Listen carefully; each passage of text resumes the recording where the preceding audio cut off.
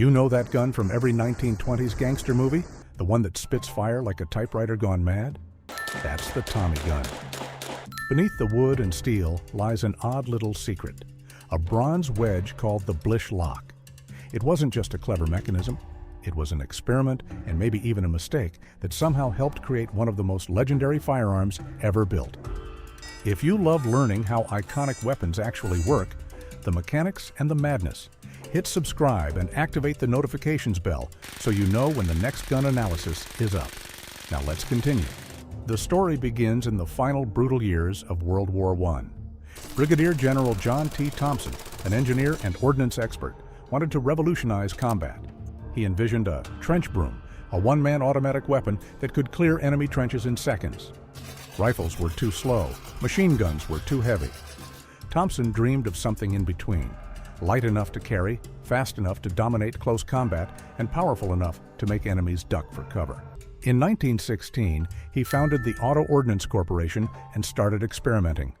The result was a compact, beautifully machined weapon chambered in .45 ACP, the same big-bore pistol cartridge used in the Colt 1911, heavy, slow, and devastating at short range. However, there was a problem.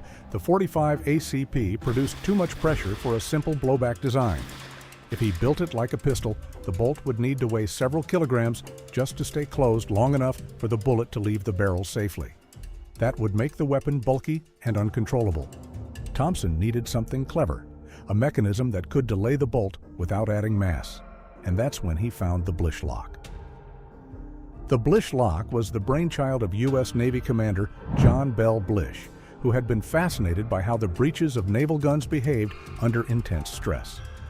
While studying them, he noticed that the metal components, often bronze against steel, seemed to resist sliding when under heavy pressure. From this, he proposed the Blish Principle. When two dissimilar metals are pressed together under extreme stress, molecular adhesion increases, momentarily resisting motion. In simpler terms, the higher the pressure, the stickier the metals become. Blish patented his theory in 1915, though it had never been proven experimentally. Yet Thompson saw potential. If he could design a firearm that used this principle to hold its breech closed for a fraction of a second after firing, it could safely handle the powerful .45 ACP round without a heavy bolt or a complex locking system. It sounded almost magical, and to a military engineer searching for innovation, that was enough reason to try. Inside the early Thompson models, specifically the Model 1919 and Model 1921, sat a small bronze H-shaped piece, the Blish lock. It connected the bolt and the bolt carrier, both made of steel, with angled mating surfaces. Here's what happened when the gun fired. As the cartridge ignited, high-pressure gas forced the bullet down the barrel and simultaneously pushed the cartridge case rearward. The steel bolt wanted to move back instantly, but the Blish lock's angled bronze faces pressed against the steel surfaces, momentarily sticking due to the pressure. This delayed the bolt's motion just long enough for the pressure to drop as the bullet exited the barrel. Once pressure decreased, the adhesion vanished, the bronze lock slid free, and the bolt cycled backward. It extracted the spent casing, ejected it, and a recoil spring then pushed the bolt forward again, chambering the next round. In theory, it was brilliant, a self-regulating, pressure-sensitive system that allowed a powerful cartridge to operate in a compact automatic weapon. The Thompson now had something few guns of its time could boast: smooth operation, manageable recoil, and rapid fire. It could spit out 700 to 800 rounds per minute. By the time the Tommy gun was ready for production, the war it was built for had already ended. The U.S. Army didn't need a trench broom anymore. So the weapon found its way into the civilian market, and that's when it took on a life of its own. During the Prohibition era, America was a battleground between organized crime and law enforcement. Both sides needed firepower, and the Thompson delivered it with style. The drum magazine, the vertical foregrip, and the raw thunder of .45 ACP rounds gave it a presence no weapon had before. Its rhythmic burst earned it a nickname straight from the streets: the Chicago Typewriter. It was said that you could hear one and tell who ran the city block. Newspapers couldn't get enough of it.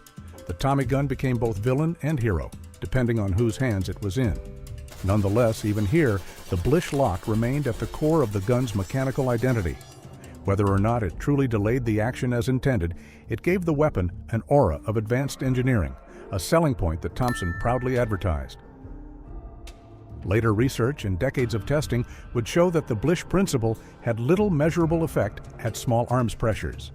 The adhesion Blish described might occur in the breech of massive naval guns, where pressures exceed 50,000 psi, but in the Thompson's 45 ACP chamber, around 21,000 psi, it barely mattered. The gun didn't need the lock to function safely. The combined mass of the bolt and spring tension already provided enough delay to keep it stable. The machining tolerances were tight, the design was robust, and the ergonomics were ahead of their time. The Blish lock may have been more psychological than physical, a symbolic link to innovation that sold the gun as something extraordinary. By the late 1930s, the Thompson had gained a second life, this time on the battlefield. As World War II erupted, the U.S. military rediscovered the gun's potential. Soldiers needed something compact, powerful, and reliable in close quarters, combat, and the Thompson delivered. From the jungles of the Pacific to the streets of Europe, it became a symbol of American firepower. Its distinctive shape, the forward pistol grip, the top-mounted charging handle, and the thick receiver made it instantly recognizable. The original Model 1928 with the Blish lock required extensive machining, multiple parts, and precise fitting. It was expensive and time-consuming to produce at scale.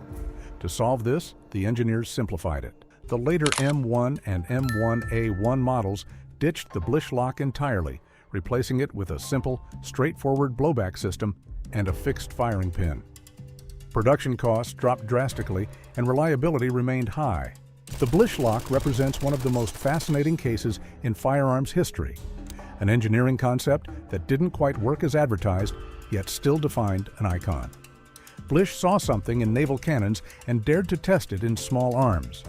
His idea might not have held up scientifically, but it sparked the imagination of a designer like Thompson, who used it to push boundaries. It also proves that design is about experimentation, not perfection. Even when an idea doesn't perform as expected, it can inspire new directions. The Blish lock's failure ultimately led to improved simplicity, the hallmark of great engineering. The Blish lock became a legend, not because of what it did, but because of what it represented. Ambition, ingenuity, and the belief that a single piece of metal could change everything. Beyond its mechanics, the Tommy gun transcended its design. It became part of global culture, from black and white newsreels to Hollywood epics. In films like The Untouchables, Public Enemies, and The Godfather, it wasn't just a weapon, it was a statement. Even today, collectors prize original Thompson guns as works of art, finely machined and unmistakable. Museums showcase them as relics of both war and cinema. Its silhouette is so iconic that even people who know nothing about firearms recognize it instantly.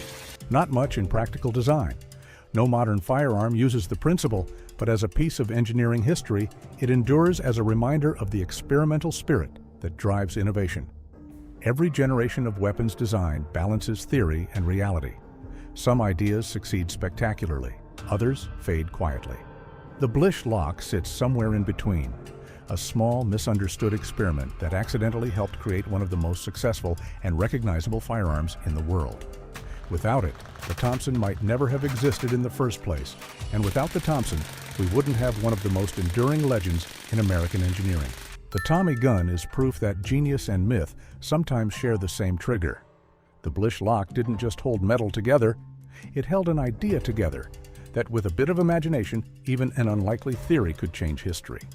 If you enjoyed uncovering the real mechanics behind the myths, hit that subscribe button, because next time I'll open up another weapon whose legend is louder than its gunfire.